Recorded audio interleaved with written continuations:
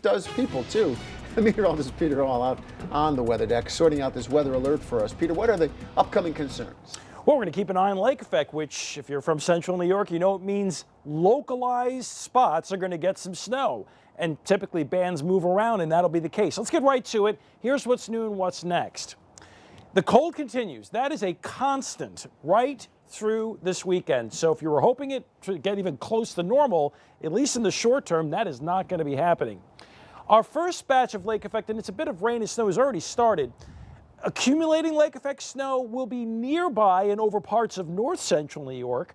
That first opportunity is later tonight through tomorrow.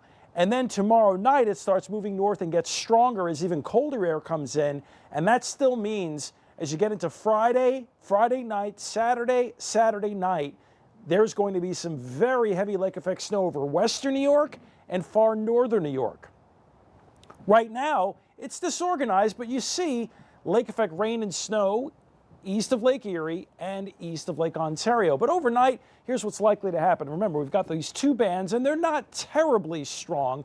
And again, temperatures are still borderline, but colder air is coming in.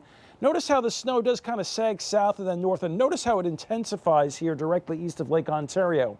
This is why I think, at least for our first part of the event, areas near and north of Route 49, so that's basically Oswego, northern Oneida, and southern Lewis counties, have the best chance of the heaviest snow. Now, elsewhere, you may notice here, over the Finger Lakes and southern tier, we do get some brushes of Lake Erie snow showers, and during the afternoon, some of these snow showers may even flirt with parts of central New York, but notice temperatures are above freezing, so it's going to be tough to accumulate, at least around the downtown Syracuse area, whereas up north, where it's heavier and a little colder, I think we do get a better chance for the snow to stick. So with that in mind, snowfall forecast, this is for the first part of the event. Let me step out of the way so you can see the whole map here. This is everything that happens between tonight through Friday morning, okay? First off, you see the band off of Lake Ontario, and then off of Lake Erie and going into the southern tier. So most of central New York, south of Route 31, either sees very little, if anything, or maybe a quick dusting to an inch or two. The best chance of 3 inches or more would probably be near and especially north of Route 31. I think the heaviest snow is Route 49 corridor, which is right there, northward. So the northern and eastern parts of Oswego, northern Oneida County, 6 to 12 inches of snow in the Tug Hill will have an opportunity of a foot plus. So that's just through Friday morning.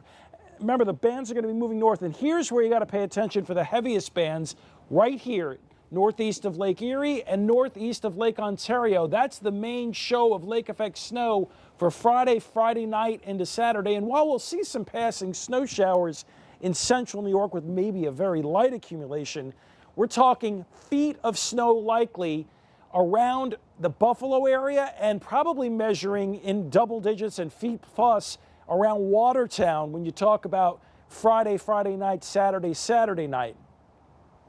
Stanley Law Skywatch.